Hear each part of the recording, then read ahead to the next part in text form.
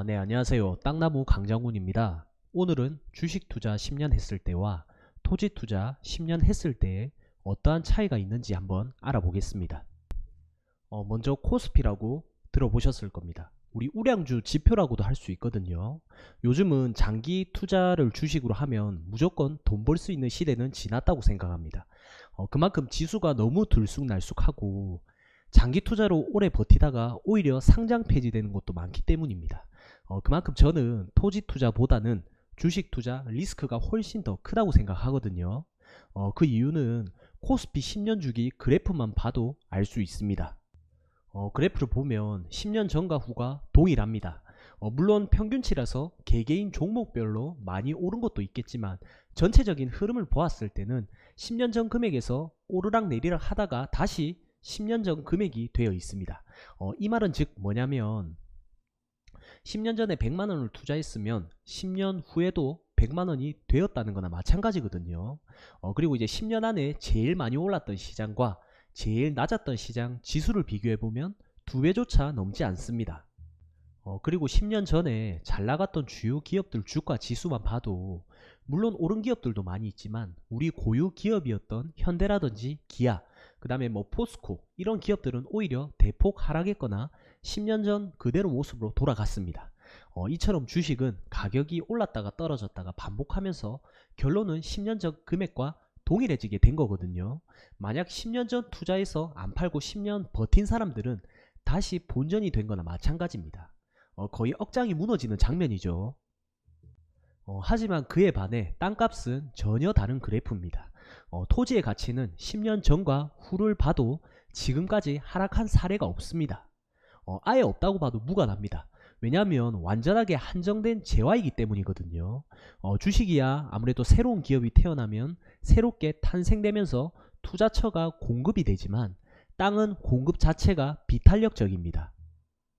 아무래도 이제 바다를 매립하는 것 빼고는 새로운 땅이 생겨날 수가 없거든요.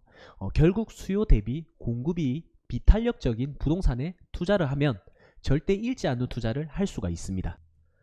지금 보시는 그래프가 부동산 통계청 한국감정원 사이트에서 발췌한 자료거든요. 지수를 보면 10년 전부터 한 번도 오르락 내리락 하지 않고 계속 땅값이 꾸준하게 올라가는 그래프 모습을 볼 수 있습니다. 그리고 땅값 상승률을 보면 다양하지만 최소 3배, 4배, 많게는 10배까지, 그리고 더 많게는 100배까지 오른 지역도 있습니다. 아무 땅 주소 클릭해서 공시지가 한번 변동률을 살펴보면은 각자 확인이 가능하거든요. 그만큼 안 오른 게 하나도 없을 정도로 모두 올라 있는 게 바로 토지입니다. 그만큼 토지 투자는 안정성과 수익성이 매우 좋은 투자 상품이라고 생각합니다. 그리고 최근 코로나 때문에 경기가 극심하게 안 좋아진다고 해가지고 정부에서 경기 부양책으로 각 가구마다 40만원, 60만원, 100만원 이렇게 지원금을 풀게 됐습니다. 그럼 이제 그 돈으로 아무래도 소비가 이루어지겠죠. 그럼 예를 들어서 제가 지원금 받은 60만원으로 마트에서 시장을 보면서 소비했다고 가정해 보겠습니다. 그만큼 이제 돈이 풀렸기 때문에 많은 사람들이 마트에서 먹고 쓰고 했을 겁니다.